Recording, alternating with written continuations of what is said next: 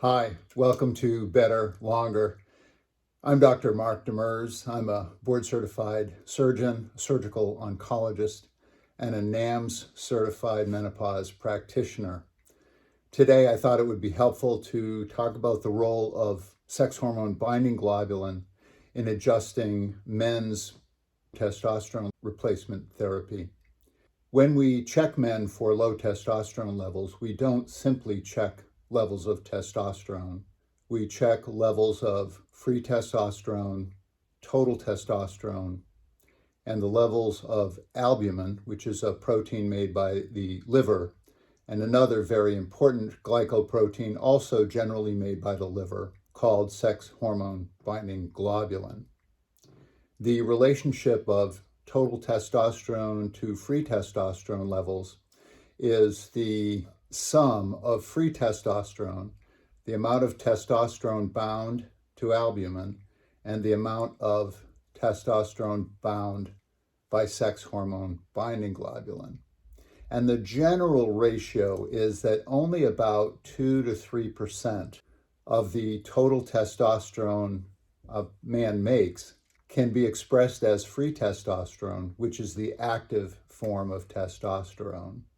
So the binding to, for example, sex hormone binding globulin is important in determining the amount of available testosterone for a man given his total testosterone level. And differing levels of sex hormone binding globulin can be a bit confounding when people look at their labs.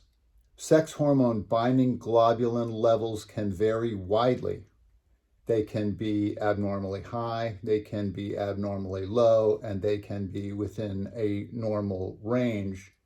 When people's sex hormone binding globulins are within a normal range, it becomes easier to determine how to adjust their testosterone levels.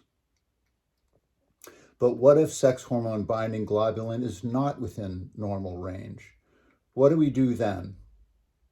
Well, for those of us who take care of men with testosterone deficiency and supply testosterone replacement therapy, we take a really hard look at the sex hormone binding globulin level and ask ourselves, why is this low or why is this high?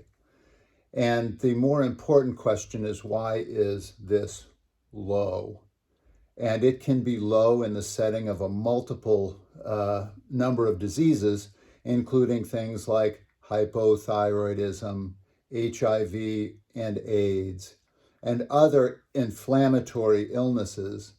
And importantly and commonly, what we see is a low sex hormone binding level in men who have type 2 diabetes, obesity, and even something called non-alcoholic fatty liver disease.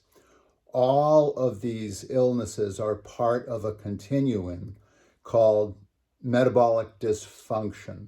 In other words, these people have less capacity to deal with fuel, particularly sugar, in a way that is healthful.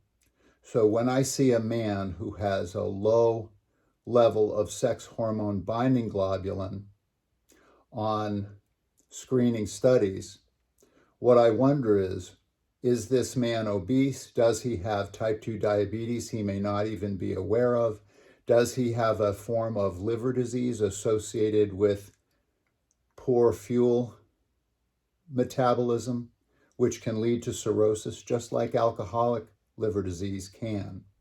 So sex hormone binding globulin, in addition to being a possibly confounding element for people trying to figure out their screening testosterone labs, is an important biomarker for us physicians to look at when we try to figure out what is going on with this person generally, not just their testosterone levels.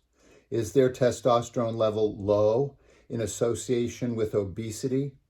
Is their testosterone level low in association with prediabetes, type 2 diabetes? Does this person have impending liver disease as a result of metabolic dysfunction? So the role of sex hormone binding globulin for us is very important in looking at not only the adequacy of testosterone replacement therapy, but also a man's health generally. And responsible practitioners will look at sex hormone binding globulin in those dimensions and not simply as a confounding element in fixing a person's testosterone level.